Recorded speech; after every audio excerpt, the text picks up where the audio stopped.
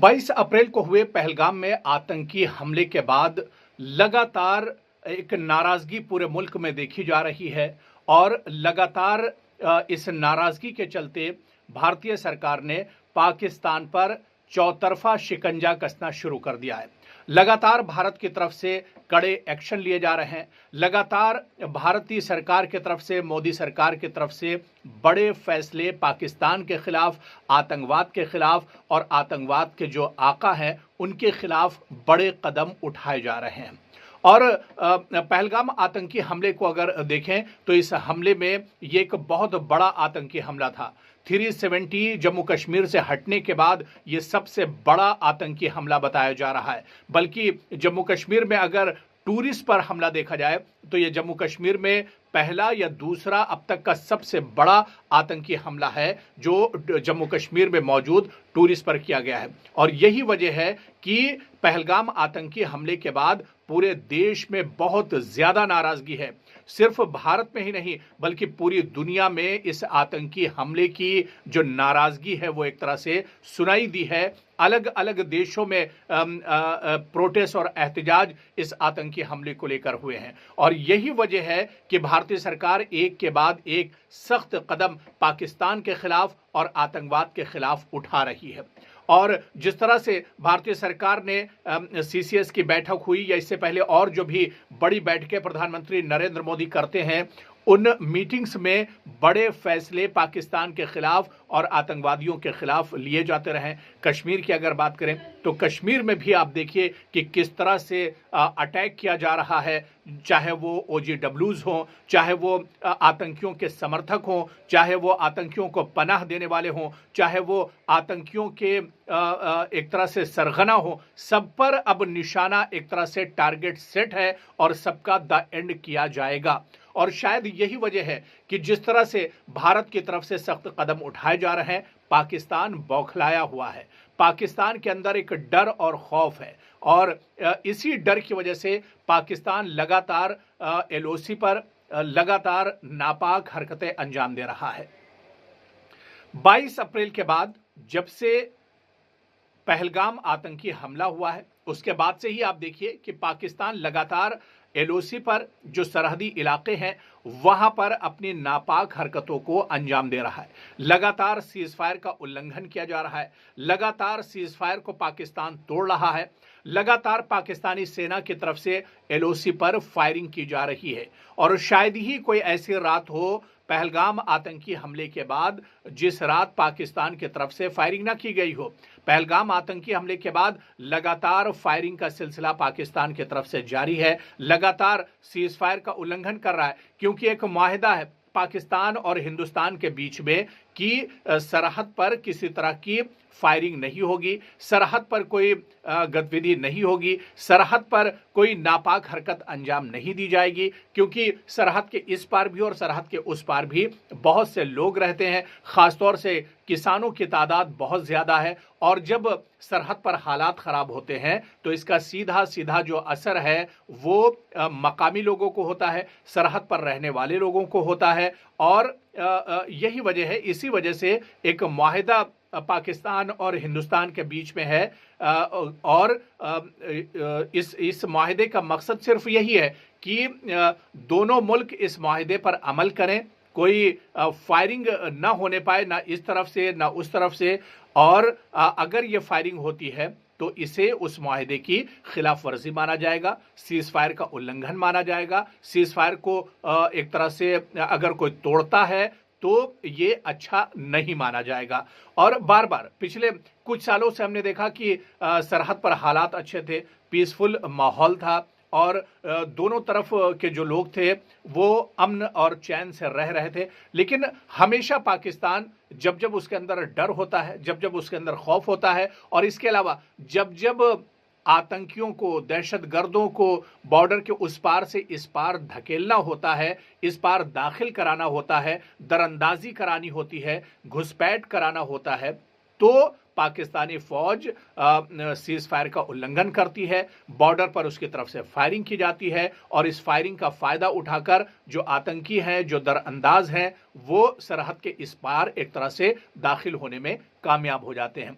लेकिन सीधा सीधा इसका खमियाजा भुगतते हैं वो लोग जो सरहद के बिल्कुल पास रहते हैं, जो एलओसी के पास रहते हैं। उन्हें सबसे ज़्यादा नुकसान का सामना करना पड़ता है, उन्हें सबसे ज़्यादा परेशानियों का सामना करना पड़ता है। छोटे छोटे बच्चे जो स्कूल और कॉलेज जाते हैं उनकी पढ़ाई बंद हो जाती है, खेत में किसान जाना बंद हो जाते हैं, रोज़मर्रा के जो काम होते हैं उस पर बहुत ज़्यादा असर पड़ता है। और यही वजह है कि पाकिस्तान लगातार एक बार फिर से सीज़ फायर का उल्लंघन कर रहा है।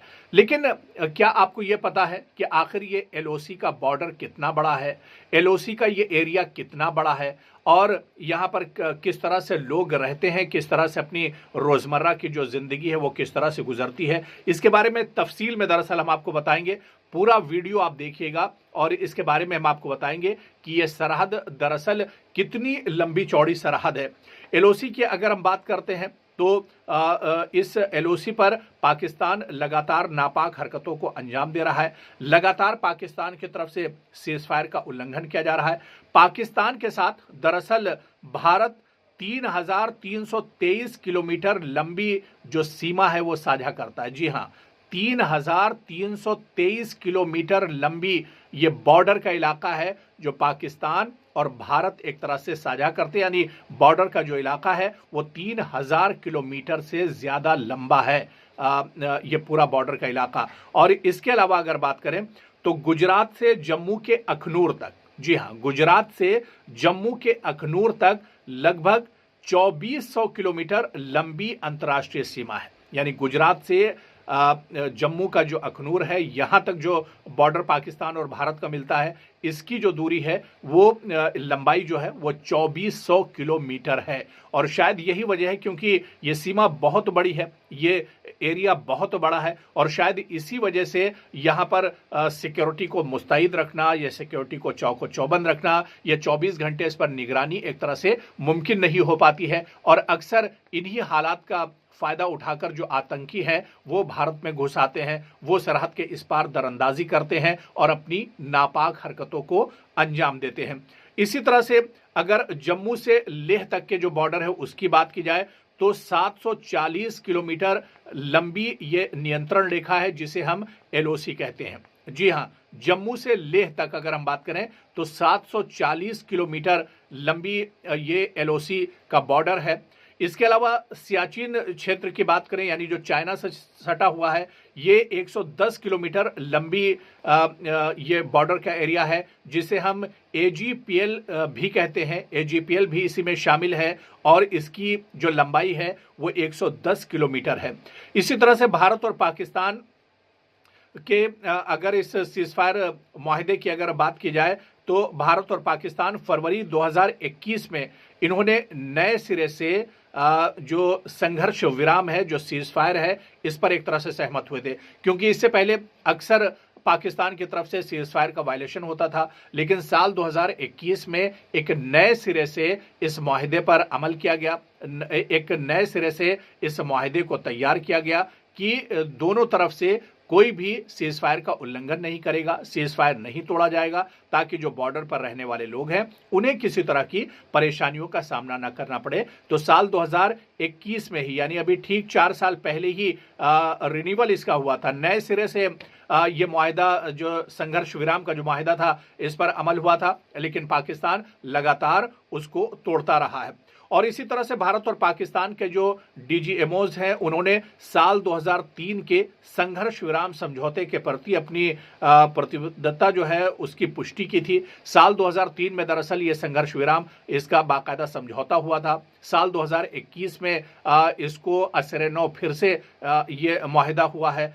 और अगर ये देखा जाए तो इस मुआहदे पे दोनों मुल्कों को अमल करना है। भारत हमेशा अमल करता है, भारत की तरफ से इस तरह की हरकत नहीं होती है, लेकिन पाकिस्तान हमेशा उकसाने की कोशिश करता है और पाकिस्तान हमेशा जो है इस तरह की नापाक हरकतों को अंजाम देता रहता है। हालांकि जब जब इस तरह का संघर्ष विराम होता है, हालांकि जब जब इस तरह का सीज़ फायर का उल्लंघन पाकिस्तान की तरफ से होता है तो दोनों मुल्कों के जो डीजीएमओज हैं उनकी बैठक भी होती है। इससे पहले भी पाकिस्तान की तरफ से जब सीज़ फायर का उल्लंघन किया गया तो भारत ने एक मीटिंग बुलाई थी जिसमें पाकिस्तान के जो सिक्योरिटी के आला अफसर थे वो शामिल थे। बॉर्डर पर यह मीटिंग की गई थी और उसमें यह तय हुआ था कि सीज फायर का उल्लंघन नहीं किया जाएगा और इस पर एक तरह से अमल किया जाएगा। लेकिन पाकिस्तान अपनी आदत से मानने वाला नहीं है और पाकिस्तान एक बार फिर से बौखलाया हुआ है। पाकिस्तान के जहन में अब ये चल रहा है कि पहलगाम हमले के बाद अब आखिर होने क्या जा रहा है। जिस तरह से भारतीय सरकार लगातार बैक टू बैक एक के बाद एक बड़े फैसले ले रही है, तो ऐसे में संघर्ष विराम जो है वो किसी के संघर्ष विराम होना चाहिए और सीज फायर का जो उल्लंघन होता है ये किसी के हक में नहीं है। ये चीज पाकिस्तान को भी समझनी चाहिए।